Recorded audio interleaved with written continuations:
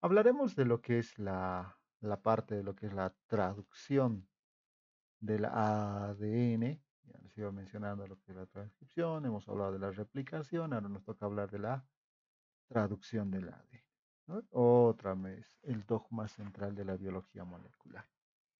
¿Estamos? Ahí tenemos el ADN, se genera una plantilla, una hebra de ARN mensajero, madura y se va a generar, ¿no ves? Lo que es una proteína, ¿no? Lo que se va a generar el proceso de traducción. El generar la plantilla de ARN mensajero se llama transcripción. El proceso por el cual se va a generar una policadena de aminoácidos que al final nos da una proteína se denomina traducción. Entonces, eso también va a llevar un cierto proceso de análisis y de manejo. ¿Ya?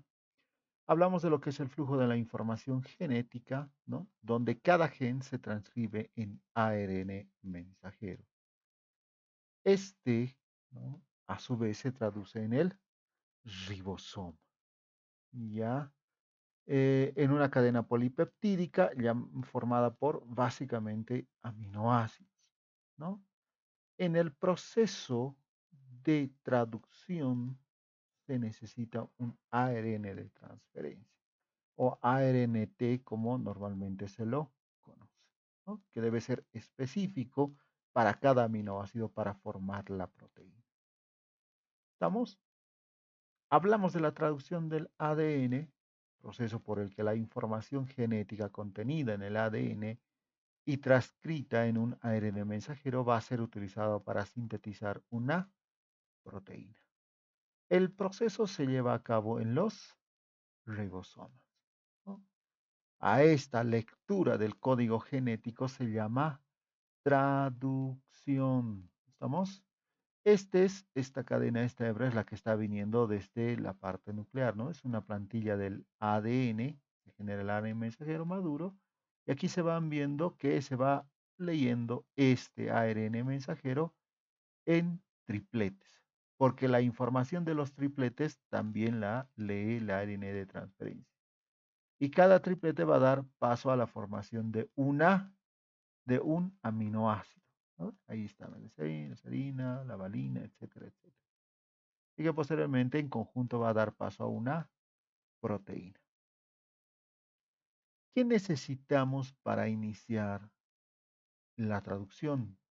Primero, necesitamos al ARN mensajero maduro, que ya haya sido activado, ¿no? El splicing, que ya esté con el capuchón y tenga la polía en el extremo 3'.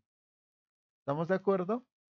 Necesitamos a lo que es el ARN de transferencia.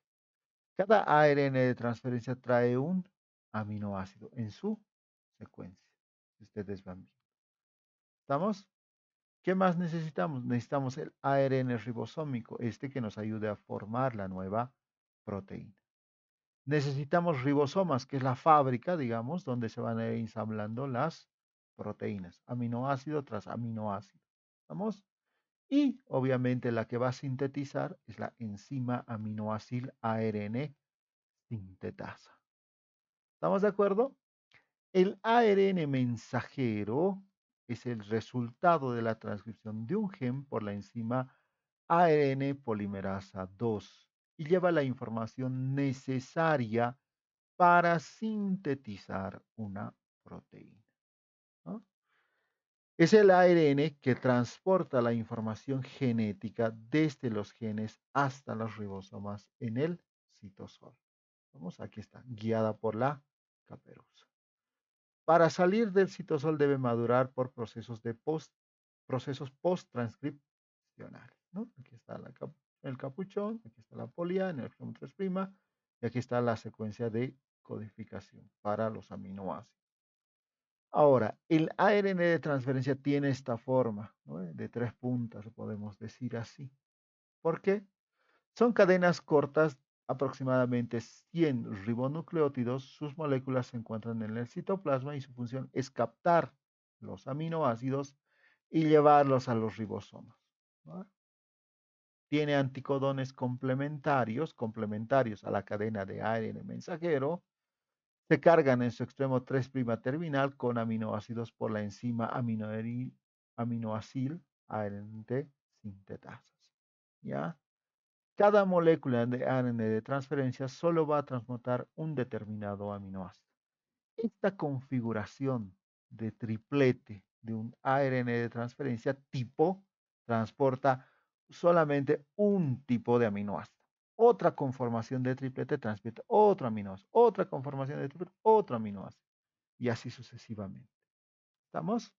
Y la configuración de cierta cantidad de 20 aminoácidos aproximadamente te va a dar paso a la formación de una proteína, ¿no? En secuencia. Ahora, la estructura en el plano del ARN de transferencia va a ir relacionado que normalmente el ARN de transferencia adopta una estructura de hoja de trébol plegada en forma de L o forma de boomerang. Ahí está. Extremo 3', lugar de unión del aminoácido. Lazo de uracilo, ¿no? Lugar de unión al aminoácido ARNT sintetasa. A ver, teta, sigma y demás, lugar de enlace del ribosoma. Esta sección. ¿Estamos? Lazo del anticodón. ¿No? Lugar de reconocimiento de los codones mensajeros. Aquí es donde van a llegar los mensajes, se van a leer. Nucleótidos apareados por puentes de hidrógeno. Ahora, ARN de transferencia, vamos a ir viendo que tiene funciones donde los ARN de transferencia reconocen los codones de ARN mensajero. ¿Qué es lo que va a suceder acá? Y es algo parecido de lo que se ha visto en lo que es la transcripción. Recuerdan que esta secuencia de ARN mensajero salía en base a una plantilla que se tenía en el ADN. ¿Estamos? Este es un codón. ¿Estamos? Una cadena de triplete.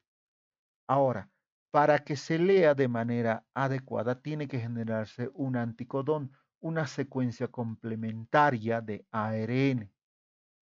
Si en el codón tenemos adenina, el anticodón complementario tiene que ser uracilo.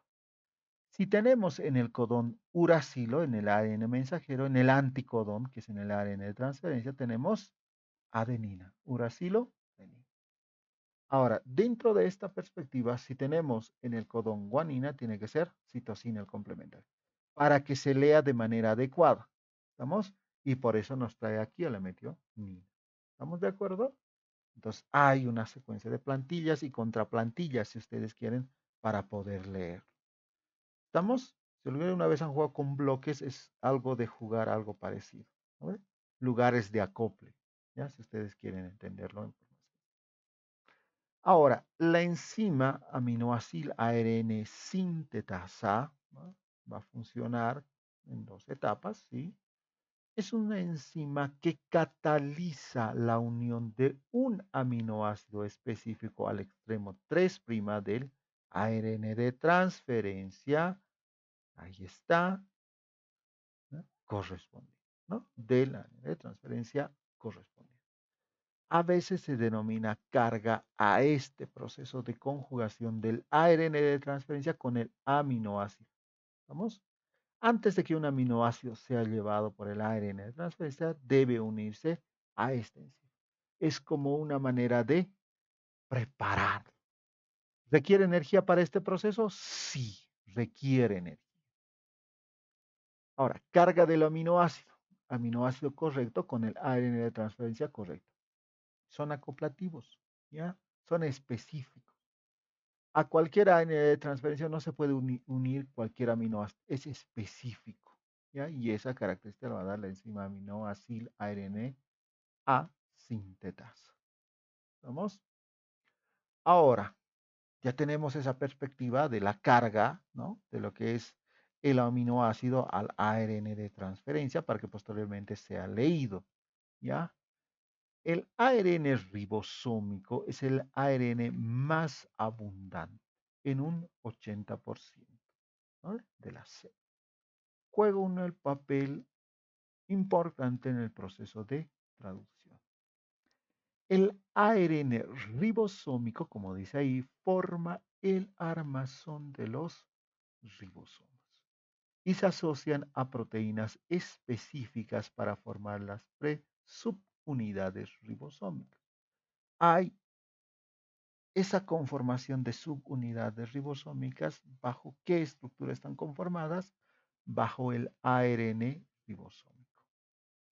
Este ARN ribosómico presenta segmentos lineales y segmentos de doble hélice estructurado. ¿Estamos? Debido a la presencia de secuencias complementarias de ribonucleótidos a lo largo de las moléculas. ¿Estamos de acuerdo? Ya. Si hablamos de los ribosomas, son organelos citoplasmáticos no membranosos, no tienen característica membranosa, donde se produce la síntesis de proteínas. Son los centros funcionales de traducción que hacen posible la expresión de los genes, por eso les denominamos fábrica de proteínas. Entonces, ¿dónde se generan las proteínas? ¿Dónde se lee ese mensaje que viene del ARN? ARN mensajero es en el ribosoma. ¿Estamos de acuerdo? Proteína más ARN traduce el ARN mensajero, eucariota en el retículo endoplásmico rugoso, procariotas en el citoplasma. Diferentes lugares donde va a ir sucediendo. Este es el más sencillo de describir. ¿Estamos de acuerdo? Ahora, si hablamos específicamente de los ribosomas, para la síntesis de proteínas, el ribosoma debe contener un programa que le permita transformar el ARN mensajero que está llegando en secuencias de aminoácidos de las proteínas. Reconoce los aminoácidos como sustrato para la síntesis. ¿Vamos? Y proporciona energía química para formar el enlace entre los aminoácidos. Es como una cadena de lectura que se va leyendo y se van generando tripletes. Cada triplete del ARN de transferencia trae un aminoácido y se va formando cada aminoácido tras aminoácido tras aminoácido hasta tener completamente el ARN, hasta tener completamente la proteína. Aminoácido tras aminoácido se va formando lo que es la proteína. Ahora, hay una diferencia estructural importante entre los ribosomas, ¿no ve? Y lo que alguna vez les he pedido que averigüen, y esto sí o sí les voy a preguntar, es la unidad de Svedberg, ¿ya? De Svedberg, que es la unidad de coeficiente de sedimentación.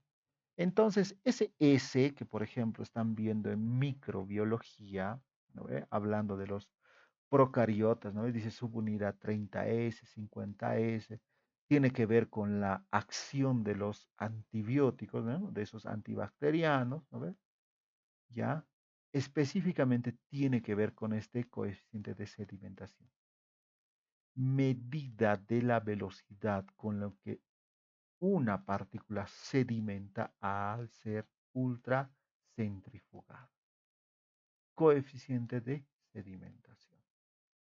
Ahora, no es una suma aritmética las unidades del ribosoma. En los procariotas tenemos una subunidad, por ejemplo, 30S y 50S. En este caso de los procariotas, la subunidad 30S es la subunidad menor.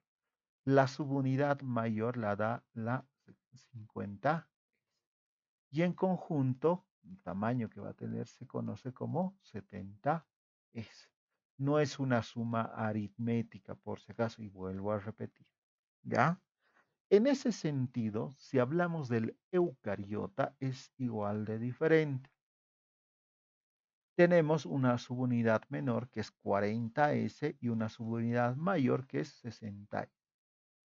El tamaño de un ribosoma eucariota es de 80S en relación a su coeficiente de sedimentación.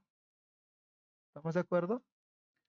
Ahora, si hablamos del producto final, que son las proteínas son macromoléculas formadas por cadena de unidades de aminoácidos que se encuentran unidos por medio de enlaces peptídicos entre los grupos carboxilo y el grupo amino. Las proteínas, como menciona ahí, se ensamblan a partir de aminoácidos utilizando la información codificada en los genes. Ahora, esto es complementario. Tenemos aminoácidos y hay un déficit para generar un ARN mensajero, o no se puede leer esta información, y hay un problema, no se genera la proteína. Tenemos la información del ADN, la cadena de ARN mensajero madura, listo, lista para poder ser leída, y no tenemos suficiente cantidad de aminoácidos. ¿Ese es un problema? También es un problema. ¿Estamos? Entonces se tiene que entender.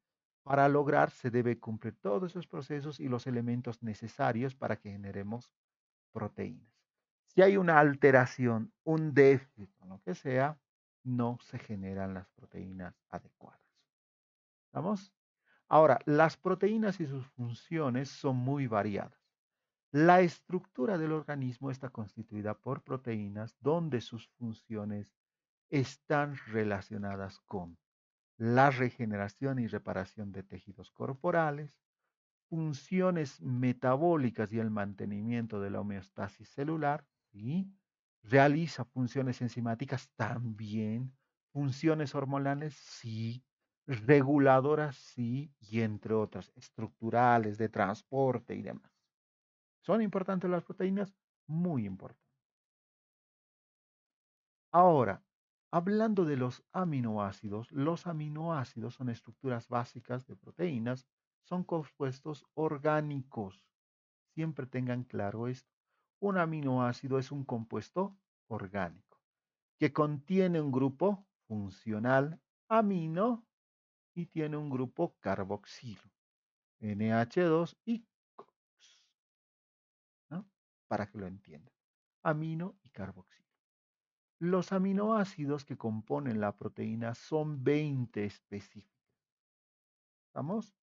Y se clasifican en dos grupos según la capacidad del organismo para sintetizar. Unos van a ser considerados esenciales y otros no esenciales. Dentro de los aminoácidos esenciales, que son 9, ahí tenemos los mencionados. ¿Ya? Aminoácidos básicamente que no pueden ser sintetizados por el hombre, pues son esenciales, a la velocidad o cantidad suficiente para disponer de ellos, por lo que tienen que ser aportados por los alimentos de la dieta y esto condiciona su esencialidad. Entonces, se consideran esenciales porque estos aminoácidos para la formación de proteínas los adquirimos básicamente de la dieta. ¿Estamos de acuerdo? Si hay un déficit en los aminoácidos esenciales, ¿ustedes creen que se generarían las proteínas en una adecuada forma, en una adecuada cantidad, en una adecuada velocidad? ¿Qué creen? ¿Sí? ¿No? Quizás, tal vez, ¿No? hay una alteración ahí. ¿Estamos de acuerdo? Ahora nos vamos al otro lado, a los 11 aminoácidos no esenciales. Los aminoácidos que pueden ser sintetizados por el organismo. Ahí está la prolina, la serina, el ácido glutamínico, ¿no ve? El ácido aspartico, la tirosina, la laniana, glicina, aspargina, cisteína, arginina, glutamina, ¿no? Trabalenguas, todos esos. ¿Ya? Aminoácidos no esenciales. Tenemos aminoácidos esenciales como la isoleucina, la fenilamina, la histidina, la metionina, leucina, lisina, valina, treonina y el triptófano. Ahora, estos 20 aminoácidos que tenemos acá entre esenciales y no esenciales nos va a dar paso a la conformación de qué? De las proteínas en cierta configuración. ¿Estamos de acuerdo? El anticodón que se genera del ARN de transferencia va a tener su apetencia de acoplación a uno de estos aminoácidos. Otro anticodón, ¿no?, del ARN de transferencia a otro aminoácido. Ahora, el ARN mensajero viene en cadenas de tripletes. Y eso es lo que se va leyendo. Por eso es que se van acoplando aminoácido tras aminoácido tras aminoácido para formar una proteína. ¿Estamos de acuerdo? Bueno. Síntesis de proteína. Un gen es transcrito para producir varias moléculas de ARN mensajero. ¿Vamos? El ARN mensajero es traducido para sintetizar una sola proteína. Las proteínas son sintetizadas en los ribosomas. La utilización del código genético para traducir la información del ARN mensajero, donde la síntesis se realiza a partir de la extremidad N terminal hacia la extremidad C terminal, de un lado al otro para ponerlo en forma sencilla. Ahora, ¿cómo se lee esto? ¿Se lee de 3 en 3? Sí. ¿Ya? Esta es una de las formas, ¿ya?, de poder leer los elementos integrantes de un sistema que le da forma a lo que cifra el mensaje que pretende ser transcrito, ¿ya? Es una codificación, ¿no?, un código de barras, un QR, una secuencia, etc. Esta es una forma de leer. ¿Se pueden leer los 20 aminoácidos? Sí, aquí. ¿Estamos? El código genético, como ven aquí, es el conjunto de reglas que define cómo se traduce una secuencia de nucleótidos en el ARN. ¿Hacia dónde? Hacia una secuencia de aminoácidos en una proteína. Entonces, lo que trae el ARN mensajero no es nada más que información, data, que te permite traducirlo en lenguaje de aminoácidos y formar una proteína. Eso es nada más lo que se hace, considerando como el conjunto completo de correspondencia entre codones y aminoácidos o señales de terminación. Codones y anticodones. Esa es la forma en que se lee. ¿Ya?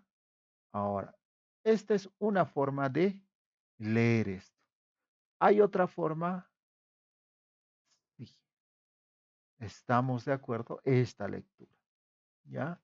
El código genético se lee de 3 en 3 bases. Este conjunto de 3 bases se denomina codón. ¿Vamos?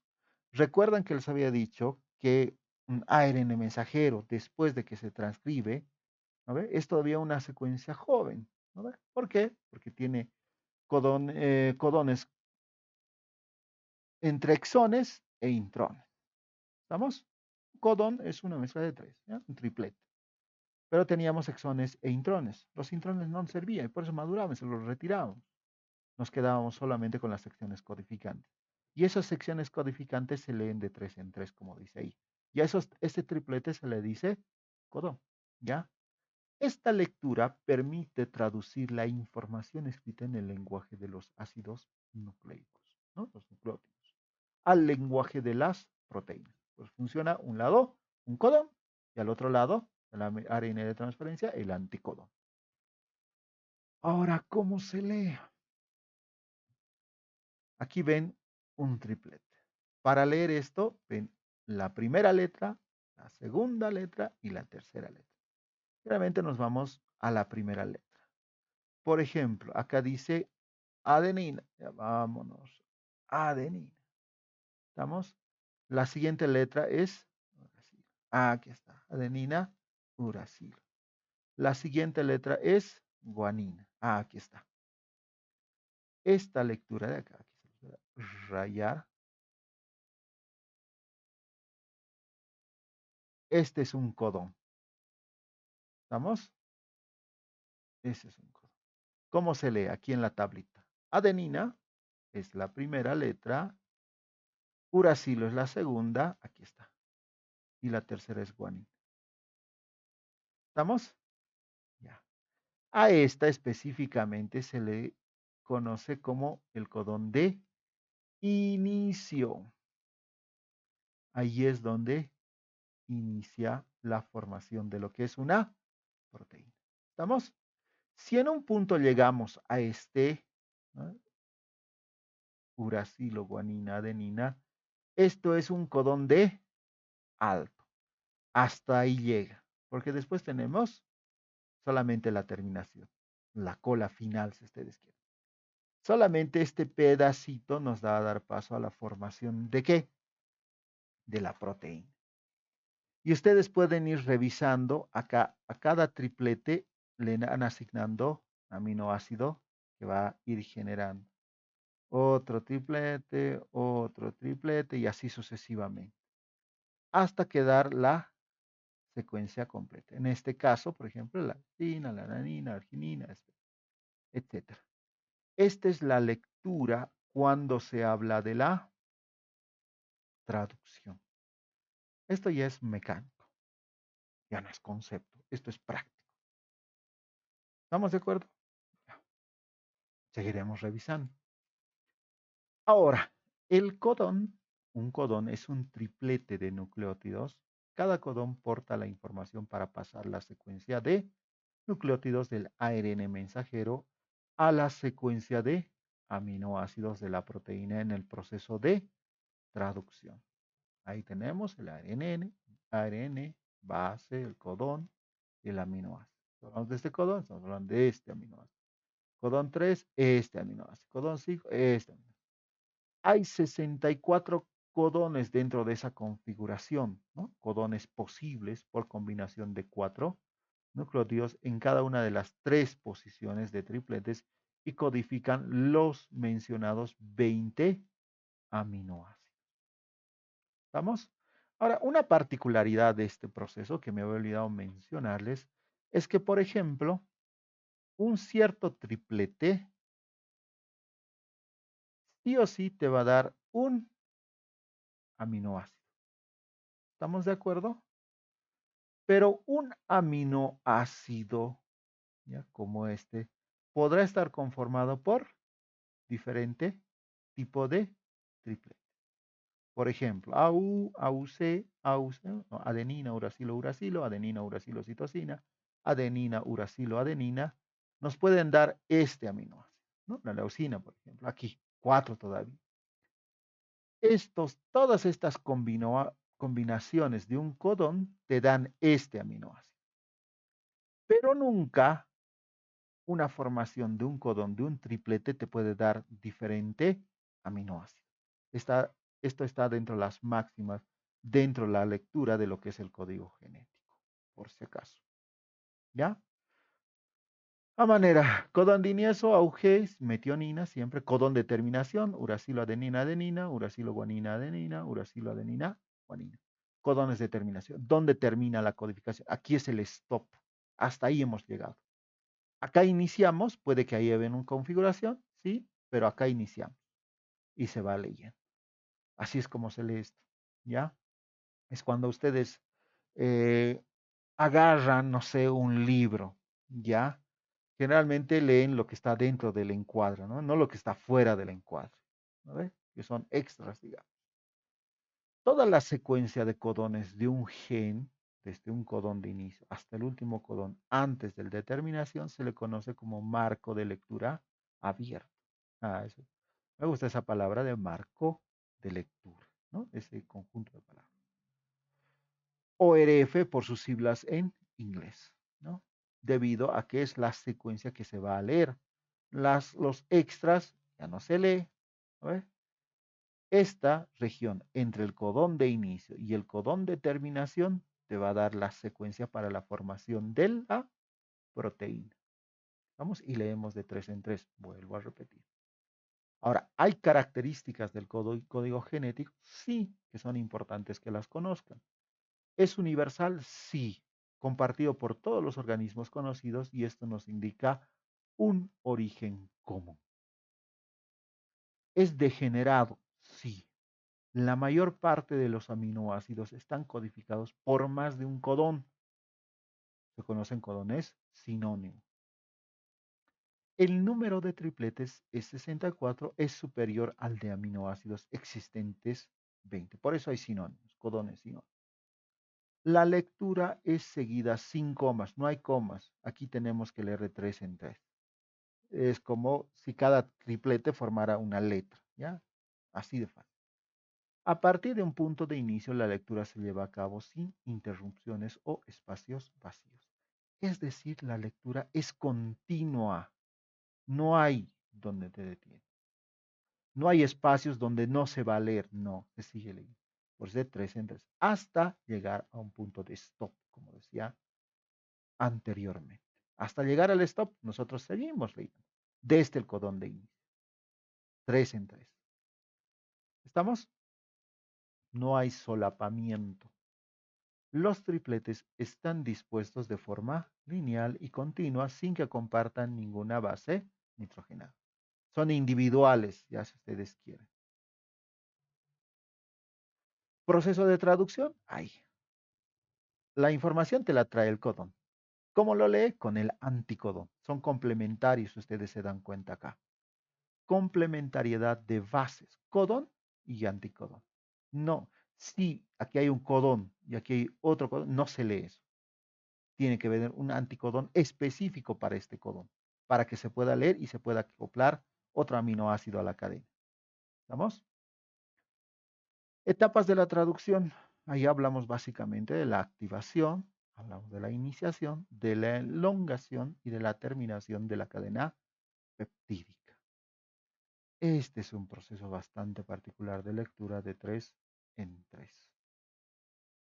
Activación primero de los aminoácidos, y eso tiene que ver con el aminoácido de inicio, mediado por el complejo aminoacil PN. ¿Ya? Este encima. Iniciación de la cadena polipeptídica. Se va leyendo de 3 en 3. Elongación de la cadena peptídica. ¿Qué va sucediendo? Se van acoplando aminoácido tras aminoácido. Y la terminación de la cadena peptídica. Cuando llegamos al codón de stop, ¡pac! Es como si se separara. Ya tenemos toda la cadena de aminoácidos que va a dar paso a lo que es una proteína, pero no termina ahí. Hay otros procesos que van a dar paso a la secuencia, no, a la conformación final de la proteína, al producto final que es la proteína. Todavía falta. ¿Vamos? Ahí va sucediendo un poco más regularizado. ¿Vamos? Algunas cosillas todavía les voy a ir explicando.